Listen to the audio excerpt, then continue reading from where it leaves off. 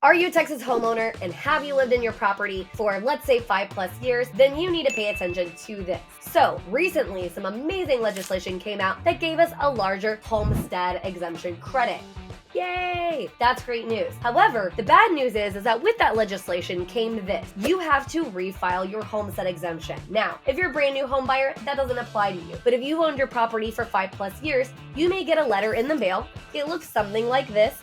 It came from your county, and what this letter says is that you have 30 days, yes, only 30 days, to refile your homestead exemption. If you do not refile your homestead exemption, then that exemption is going to pull off and your property taxes are going to raise, right? It's going to take off the cap of what you've had for a lot of years, and it could be very, very detrimental to your property taxes. So please, please, please make sure you do pay attention to this. If you have any question of the legitimacy of the letter, please feel free to reach out to your real estate and mortgage professionals, and we would be happy to help you. Go ahead and reach out to my team when in doubt, and I hope this information was helpful.